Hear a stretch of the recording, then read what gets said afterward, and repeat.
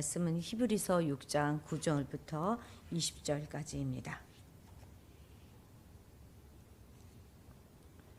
히브리서 6장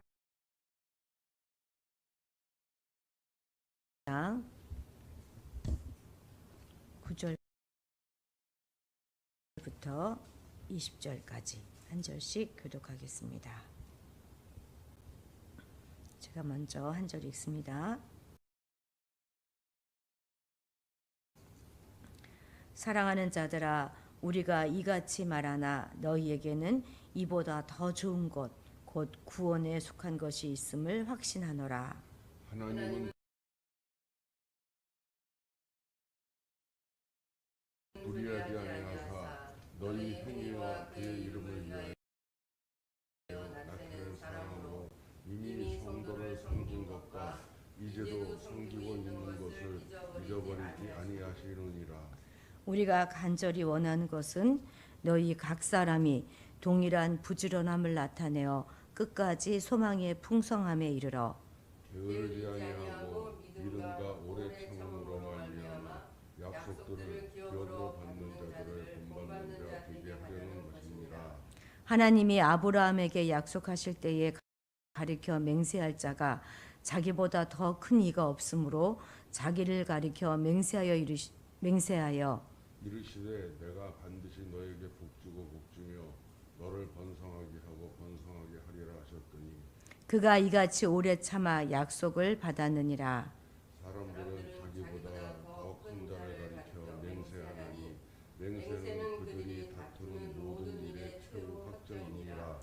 하나님은 약속을 기업으로 받는 자들에게 그 뜻이 변하지 아니함을 충분히 나타내시려고 그 일을 맹세로 보증하셨나니 이는 하나님이 거짓말을 하실 수 없는 이 두 가지 변하지 못할 사실로 말미암아 앞에 있는 소망을 얻으려고 피난처를 찾은 우리에게 큰 안위를 받게 하려 하심이라.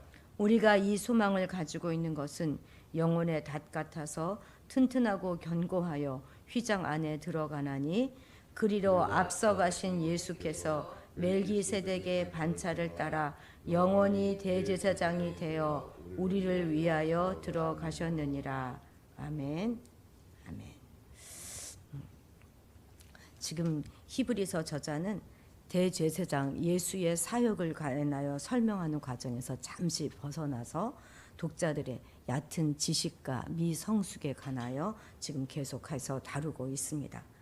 6장 우리가 앞부분의 내용에서 어제 우리가 읽은 부분에서 한번 새 언약 구원에 참여한 자가 거짓 진리로 인해서 구원의 모든 과정을 뒤집어 버리면 다시 회복할 기회가 없다고 강한 어조로 경고하지 않았습니까? 그런데 이제 사뭇 좀 분위기가 달라졌어요. 독자들을 향하여 사랑하는 자들아 이렇게 부르면서 엄중한 명령을 전하면서도 그들이 너무 상심하지 않도록 잘 배려하고 있습니다. 이들이 신앙의 초보에 머물러 있어서 염려가 되긴 하지만 그렇다고 해서 믿음을 저버리는 그런 정도는 아니기 때문에 다행이라고 말하는 것이죠. 비록 독자가 미성숙해서 거짓에 흔들리고 있긴 하지만 그들은 기본적으로 구원에 더 가까운 성도들이기 때문이지요. 저자는 이 편지로 권면을 잘 받아서 더 성숙하기를 지금 권면하고 있는 것입니다. 무엇보다도 하나님은 불의하지 않으시기 때문에 성도들의 믿음의 행위와 그들이 예수의 이름을 위하여서 사랑으로 섬겼고 또 지금도 섬기고 있는 그 모든 것을 잊지 않으십니다. 그러니 다 되었다고 안심하지 말고 부지런히 신앙생활에서 끝까지 신앙의 풍성함에 이르러서 이미 하나님의 나라와 그 기업에 참여해서 그 기업을 받은 우리 신앙의 선배들의 그 뒤를 잘 따라가고 본받아야 할 것을 지금 강조하고 있는 것입니다. 우리가 부족해도 하나님의 신실하시니 얼마나 다행입니까? 사실 구원에 있어서 우리의 역할이 분명히 있지만 그러나 그래도 하나님께서 우리를 향한 그 기대를 놓지 않고 계신다는 그 사실 때문에 우리는 구원을 확신할 수 있는 것입니다. 아브라함을 끝까지 기다리시면서 그의 신앙을 마침내 성장시키고 그리고 때가 되어서 아들 이삭을 주신 하나님을 한번 기억해 보십시오. 그 하나님은 자신에게는 필요도 없는 그 맹세를 먼저 하시고 또 그 맹세를 다 이루어 주셨습니다. 우리 사람들이 맹세할 때는 우리보다 큰 자를 가리켜 맹세하지 않습니까? 그런데 하나님은 하나님보다 더 큰 그런 사람이 없기 때문에 당신의 이름을 걸고 맹세하셨는데요. 굳이 피조물인 사람에게 맹세할 이유가 뭐가 있겠습니까? 그것은 약속을 통해서 자기의 의지의 확실함을 사람들에게 전달하기 위해서 그렇게 하신 것입니다. 우리의 소망이 헛되지 않는 것, 그것은 예수님이 우리의 대제사장이 되어주셨기 때문입니다. 그분은 우리보다 앞서서 휘장 안으로 들어가셨어요. 자신의 온몸을 찢어가시면서 하나님 앞으로 나아가셨고 또 우리의 중보자가 되어서 우리가 용서받을 수 있게 하시고 또 언제든지 하나님의 은혜의 보좌에 담대히 나아갈 수 있도록 도와주셨습니다. 그래서 우리의 소망은 영혼의 닷처럼 든든한 것입니다. 아무리 폭풍우가 친다 할지라도 든든하게 닷을 내린 채 항구에 정박해 있는 배는 안전한 것처럼 우리의 신앙도 예수님 때문에 안전한 것입니다. 9절 같이 읽겠습니다. 시작. 사랑하는 자들아 우리가 이같이 말하나 너희에게는 이보다 더 좋은 것 곧 구원에 속한 것이 있음을 확신하노라. 아멘. 사랑하는 자들아 하는 이 호칭은요, 이 히브리서 전체를 통해서 오직 이 권에서만 등장하는 것으로 매우 따뜻한 정감과 사랑이 담겨 있는 표현입니다. 이것은 앞에서 준엄한 태도로 경고했던 것과는 달리 새로운 격려와 위로를 보냄으로써 이 편지를 읽는 성도들에게 힘과 용기를 주기 위함이겠죠. 이런 것들을 미루어 볼 때 히브리서 저자는 단지 책망만 하는 미성숙한 그런 목회자가 아니라 성도들의 약점을 보면서 그 위험에 대한 경고를 하는 동시에 또 믿음과 선행도 눈여겨보면서 격려도 또 칭찬도 동시에 할 줄 알았던 그런 참 성숙하고 균형 잡힌 목회자였던 것이 분명합니다. 이런 균형 잡힌 시각과 조화를 가지고 그렇게 살아가는 그런 태도는 오늘날을 사는 우리에게도 정말 필요하고 반드시 배워야 할 그럴 점들입니다. 우리도 언제나 어떤 대상을 바라볼 때 한쪽 면만 바라보는 것이 아니라 양면을 두루 보면서 균형과 조화를 갖추는 것을 잊지 말아야 할 것입니다. 그런데 우리는 종종 아니 그보다 더 자주 어느 한쪽에 치우쳐서 사역은 물론이고 전체적인 우리 삶에 있어서까지도 균형과 조화를 잃어버리는 경우가 참 많습니다. 어떤 목회자는 책망 일면도로 나아감으로 해서 아주 사역을 위축시키기도 하고 더 나아가서 성도들을 주눅들게 하고 또 더 나아가서 하나님에 대해서도 부정적인 이미지를 심어주기 쉽습니다. 또 반면에 어떤 또 목회자는 성도들의 허물과 실수에도 불구하고 계속 그냥 그 위로와 격려와 약속과 칭찬 이런 것들만 이야기함으로써 성도들의 삶이 세상을 닮아가도록 그렇게 만들기도 하지요. 우리가 자녀를 양육할 때도 마찬가지예요. 칭찬만 받고 격려만 받은 아이들이 얼마나 천방지축인지 우리가 잘 알지 않습니까? 반면에 계속 야단만 꾸중만 듣고 자란 아이들은 얼마나 위축되어 있고 또 자존감이 낮은지 그것도 우리가 잘 알고 있습니다. 우리 아이들은 어떤 아이들입니까? 다음 세대를 책임질 그 아이들이에요. 이 아이들이 잘 자라나서 우리나라 아니 전 세계의 그 요직에 또 어떤 결정권자들로 세워져서 이들이 하는 모든 정책과 결정들이 하나님의 진리대로 이루어지게 할 그럴 아주 위대한 믿음의 자녀들입니다. 그러니 우리가 얼마나 이들을 잘 키워야 하겠습니까? 우리가 다음 세대를 건강하게 잘 길러내기 위해서는 사랑과 이 책망의 균형과 조화를 이루는 것이 너무나 중요한데, 우리가 이를 위해서는 하나님은 어떻게 하셨을까 하는 것을 잘 보고 배우는 것이 필요한 것입니다. 하나님께서는 언제나 사랑과 자비와 그리고 진노와 심판 사이에서 완전한 조화와 균형을 보이시면서 세상과 성도들을 대하셨다는 것, 그것을 반드시 기억해야 할 것입니다. 하나님의 대표적인 성품 역시 사랑과 공의 아니겠습니까? 축복의 약속이 있으면 반드시 심판과 저주에 관한 것도 시키셨고, 생명을 바쳐 사랑하는 제자라 할지라도 그들이 잘못된 길로 빠졌을 때는 사단이라고 하시면서까지 책망을 서슴지도 않으셨습니다. 하늘의 시민으로 이 땅을 살아가는 우리 역시 언제나 이처럼 하나님과 세상 또 자신과 이웃에 대한 균형 잡힌 시각으로 한쪽으로 치우치지 않는 성숙한 그런 신앙을 가져야 할 것입니다. 우리는 하나님께 대해서는 한없는 경외와 또 경외심만 가지고 있으면 안 되죠.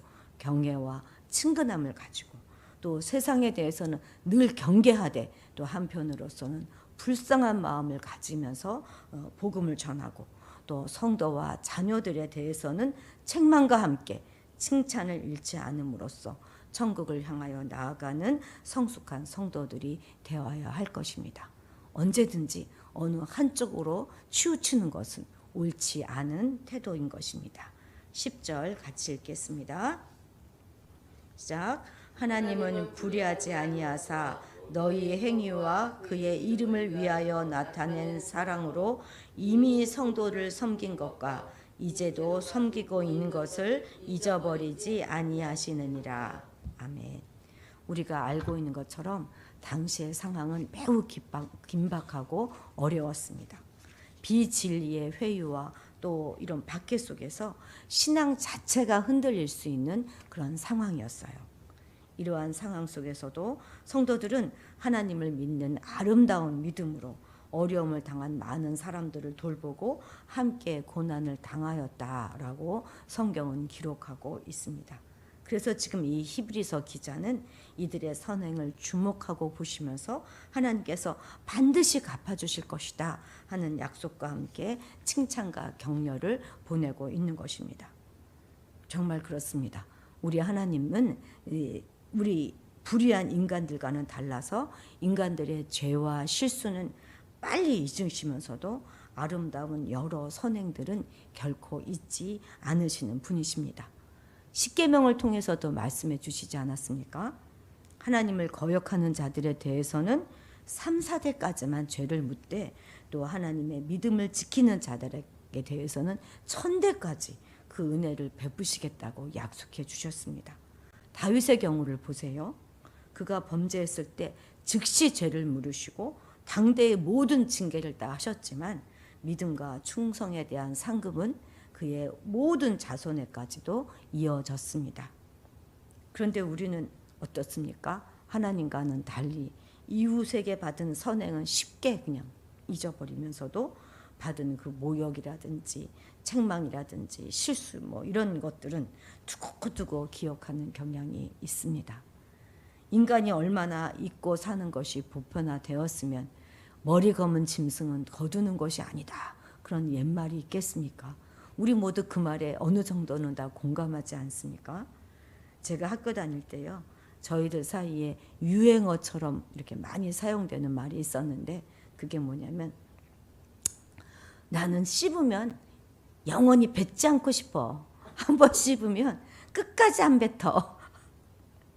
이런 말이었습니다. 물론 재미있자고 하는 말들이긴 했지만, 한번 틀어지면 나는 영원히 틀어지겠다, 그런 말이잖아요. 우리 교회 안에서도 첫 인상이 안 좋은 그런 사람들에 대한 편견이 계속 유지되어서 그런 사람하고는 끝까지 그 일정한 거리를 두는 경우도 많습니다.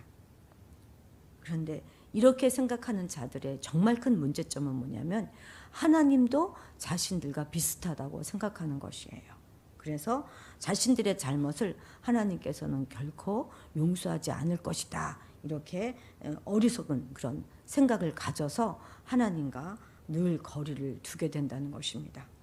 하지만 불의가 없으시고 거룩하신 하나님께서는 절대 우리와 같은 그런 분이 아니십니다. 분명히 하나님은 우리의 잘못과 실수는 우리가 회개하기만 하면 금방 잊어버리시되 그 선행만큼은 영원히 잊지 않고 갚아주시는 분이십니다.